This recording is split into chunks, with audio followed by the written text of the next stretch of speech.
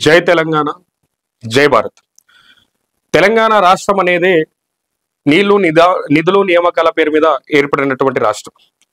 కేవలం రాష్ట్ర ఏర్పాటు కోసం ఒక పార్టీ పుట్టింది. పార్టీ పేరే టిఆర్ఎస్ పార్టీ. అలాంటి టిఆర్ఎస్ పార్టీ 9 సంవత్సరాల పరిపాలనల సుదీర్ఘంగా కూడా ప్రజల ప్రయోజనాల కోసం పనిచేసింది.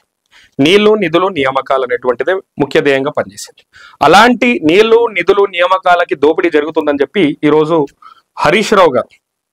తన్నీరు హరీష్ రావు గారు, మాజీ నీటిపారుదల శాఖ మంత్రివర్యులు సిద్దిపేట ఎమ్మెల్యే గారు ఈరోజు తెలంగాణ రాష్ట్రానికి జరుగుతున్నటువంటి నీళ్ల యొక్క దోపిడీని పీపీటీ ప్రజెంటేషన్ ద్వారా తెలంగాణ భవన్లో ఇవ్వడం జరిగింది. అది చెప్తూనే మాకు రాజకీయాల కంటే రాష్ట్ర ముఖ్యమని హరీష్ రావు గారు క్లియర్ గా చెప్పారు. ఈరోజు తెలంగాణ ప్రజానీకం కానీ తెలంగాణ సమాజం కానీ మొత్తం మేల్కొలవాల్సినటువంటి అవసరం ఉంది.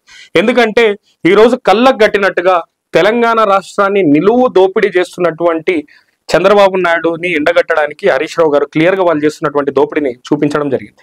అంతేకాదు ఈరోజు మరి మబ్బు నిద్రలో ఉన్నటువంటి రేవంత్ రెడ్డి సర్కార్ ఈరోజు గోదావరి నీళ్ళని బంకచర్ల ప్రాజెక్ట్ ద్వారా వరద నీళ్ల పేరు మీద అక్రమ ప్రాజెక్ట్ అంటే ఎటువంటి అనుమతులు లేవు. దానికి మనం చూసినట్టుగా చూస్తే జేఆర్ఎంబి ఇవి కానీ లేదా అపెక్స్ కౌన్సిల్లో కానీ లేదంటే కేఆర్ఎంబి కానీ ఎటువంటి సిడబ్ల్యూసిలో కూడా ఎటువంటి పర్మిషన్స్లు అనుమతులు దొరకకుండా ఒక ప్రాజెక్ట్ ని కట్టే ప్రయత్నము ఈరోజు చంద్రబాబు నాయుడు గారు చేస్తున్నారు.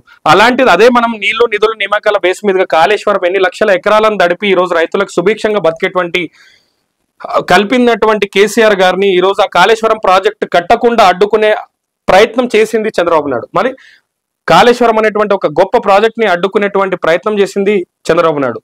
ఎందుకు 10 రకాల పర్మిషన్లు కాళేశ్వరం ప్రాజెక్టుకున్నా ఎండింగ్ మూమెంట్కి వచ్చేసరికి కేంద్ర ప్రభుత్వంలో ఒక లేఖ రూపంలో ప్రాజెక్ట్ ని అడ్డుకుని తెలంగాణ రాష్ట్ర ప్రజల నోట్ల మట్టి కొట్టే ప్రయత్నం చంద్రబాబు నాయుడు చేసినప్పటికీ ఈ రోజు ఏ అనుమతులు లేకుండా ఒక ప్రాజెక్ట్ ఈరోజు చంద్రబాబు నాయుడు బంకచర్ల ప్రాజెక్ట్ అంటే తెలంగాణ ప్రజల నోట్ల మట్టి కొట్టడం వాళ్ళ రైతుల నోట్ల మట్టి కొట్టేటువంటి ఒక కార్యక్రమం ఒక అక్రమ ప్రాజెక్టుకి తెరరేపుతుంటే కనీసం 8 మంది బీజేపీ ఎంపీలు తెలంగాణలో ఉన్న వాళ్ళు 8 మంది ఎంపీలు కాంగ్రెస్ లో ఉన్న వాళ్ళు కూడా కనీసం ఈ ప్రాజెక్టు పైన అభ్యంతరం చెప్పకుండా వాళ్ళకే వత్తాసు పలుకుతున్నారు. అంటే తెలంగాణ ఎటువైపు పోతుంది? ఈరోజు తెలంగాణ ప్రజలు గెలిపించుకున్నటువంటి ఎంపీలు కానీ కాంగ్రెస్ పార్టీ బీజేపీ పార్టీ వాళ్ళు కానీ ఎవరి కోసం పనిచేస్తున్నారు? ఎవరి ప్రయోజనాల కోసం పనిచేస్తున్నారు? చంద్రబాబు నాయుడు ప్రయోజనాల కోసం పనిచేస్తున్నారు. ఈరోజు చంద్రబాబు నాయుడు గారు అక్రమంగా ఎటువంటి అనుమతులు లేకుండా ఒక ప్రాజెక్ట్ కడితే కనీసం కాంగ్రెస్ పార్టీ తరపునటువంటి నాయకులు దాన్ని ఎండగట్టే ప్రయత్నం చేయరు. ఎందుకంటే ఒక ప్రతిపక్ష హోదాలో తెలంగాణ రాష్ట్ర ప్రయోజనాలే ముఖ్యం అనుకున్నటువంటి ఒక నాయకుడు ఒక హరీష్ రావు గారు ఈ రోజు తెలంగాణ రాష్ట్రానికి జరుగుతున్నటువంటి అన్యాయాన్ని ఒక ప్రజెంటేషన్ ద్వారా ఈరోజు తెలంగాణ భవన్లో చెప్పిండ్రంటే మరి ఈ రోజు గవర్నమెంట్ కాంగ్రెస్ పార్టీ ఈ రోజు అధికారంలో ఉన్నటువంటి ఇరిగేషన్ మినిస్టర్ రేవంత్ రెడ్డి ఎందుకు అటర్ ఫ్లాప్ అవుతున్నారు? ఎందుకు తెలంగాణ ప్రజల ప్రయోజనాల కోసం పనిచేయకుండా కేవలం తన గురువు అయినటువంటి చంద్రబాబు నాయుడు కోసం పనిచేస్తుండు? నిన్ననే రేవంత్ రెడ్డి ఒక మాట చెప్పి నిన్న మొన్న ఏమని, నేను ఆర్ఎస్ఎస్ లో పుట్టిన బీజేపీలో పెరిగిన కాంగ్రెస్ లో పరిపాలన అంటే గాలికి పెరిగిన గాలికి వదిలేసిన అన్నట్టుగా ఈరోజు రేవంత్ రెడ్డి వ్యాఖ్యలు ఉన్నా. కాబట్టి ఈరోజు తెలంగాణ ప్రయోజనాల కోసం బంకచర్ల అనేటువంటి ప్రాజెక్టు ద్వారా 200 టీఎంసీల వాటర్ అంటే రోజుకు 2 టీఎంసీల నీళ్లను దోపిడీగా తీసుకుపోతున్నారు. దాంట్లో మన వాటా ఉంటది అనేటువంటిది కూడా ఎవడు ఏ తెలంగాణ రాష్ట్రంలో ఉన్నటువంటి అధికారిక ముఖ్యమంత్రి నుండి మొదలుకుంటే నీటిపారుదల శాఖలో ఉన్న వాళ్ళు కూడా కనీసం జరుగుతున్నటువంటి దోపిడీని ఎండగట్టే ప్రయత్నం చేయట్లేరు. మళ్ళీ దాన్ని 400 టీఎంసీల సామర్థ్యానికి పెంచుకుంటాము అని చెప్పి కూడా ప్రాజెక్ట్ లో క్లియర్ గా వాళ్ళు ఆంధ్రప్రదేశ్ గవర్నమెంట్ చెప్తున్నా కూడా దాని పైన ఎటువంటి దాన్ని ఆపడానికి కానీ దోపిడీని ఆపడానికి ప్రయత్నం తెలంగాణ రాష్ట్ర ప్రభుత్వం తరఫున జరగట్లేదు. ఈ రోజు ఏ నిధులు నియామకాల బేస్ మీద తెలంగాణ రాష్ట్రం ఏర్పడిందో ఆ దిశగా తెలంగాణని నట్టేట ముంచే ప్రయత్నం ఈ కాంగ్రెస్ పార్టీ చేస్తుంది. మరి ఎందుకు బండి సంజయ్ గారు ఆంధ్రప్రదేశ్కి వెళ్ళి ఒక మాట మాట్లాడారు. ఏమన్నారు? తెలంగాణ రాష్ట్రాన్ని కంటే ఆంధ్రప్రదేశ్కే 10% ఎక్కువ బడ్జెట్ కేటాయిస్తున్నాము అని. అంటే ఒక కేంద్ర మంత్రిగా ఒక భారతీయ జనతా పార్టీలో మాజీ అధ్యక్షుడిగా ఉన్నటువంటి బండి సంజయ్ క్లియర్ గా చెప్తున్నాడు తెలంగాణ కంటే 10 రెట్లు ఎక్కువ ఆంధ్రాకి బడ్జెట్ ఇచ్చుకుంటున్నామని. సిగ్గుండాలి బండి సంజయ్, సిగ్గుండాలి. తెలంగాణ రాష్ట్రానికి దోపిడీ జరుగుతుంటే దానిపైన ప్రశ్నించకుండా ఇంకా వత్తాసు వాళ్ళకు దానికి మించి మేము ఆంధ్రాకి ఇచ్చుకుంటున్నామని మాట్లాడడానికి మీకు సిగ్గుండాలి. తెలంగాణ నోట్లో మట్టి కొట్టినోడు ఈ రోజు వరకు బతికినట్టు చరిత్రలో లేడు. ప్రజల ఉసురు తగిలిపోతారు. కాబట్టి ఇప్పటికైనా మేల్కొనాలి.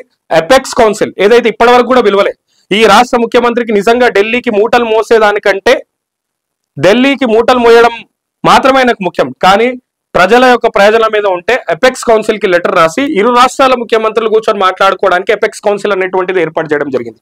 ఇరు రాష్ట్రాల ముఖ్యమంత్రులు అక్కడ కూర్చొని జరిగినటువంటి నీటి ఒప్పందాలను చర్చించి దాన్ని అక్కడ సాల్వ్ చేసుకునేటువంటి అవకాశం ఉంది. కానీ ఇంకా ఎపెక్స్ కౌన్సిల్ కి కూడా రేవంత్ రెడ్డి పోలేకపోతున్నాడంటే ఆయనకి కేవలం సంచులు, సోనియా గాంధీ, రాహుల్ గాంధీ ఇంటికి ముడుపులు చెల్లించడమే ఆయన ఒక బాధ్యతగా, ఆయన ఒక పదవిగా ఉంది. కానీ తెలంగాణ రాష్ట్ర ప్రయోజనాల కోసం పనిచేస్తున్నాడు అనేటువంటిది లేదు.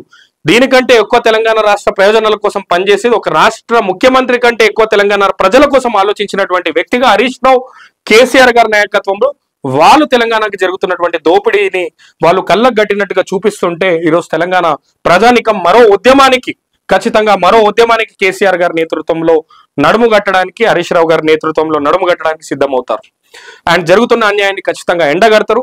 ఈ 8 అటు 8 ఇటు ఎంపీలను గెలిపించుకొని కూడా తెలంగాణ రాష్ట్రానికి ప్రయోజనం లేదు కాబట్టి వాళ్ళందరికీ కూడా రేపు కాలమే తెలంగాణ ప్రజలే సమాధానం చెప్తారని చెప్పుకుంటూ రేపు ఖచ్చితంగా దీనిపైన జరుగుతున్నటువంటి నీటి దోపిడీ పైన విద్యార్థులు, మేధావులందరూ కూడా నడుము కట్టాలి, మన హక్కులను సాధించాలని తెలియజేసుకుంటూ జై తెలంగాణ, జై భారత్.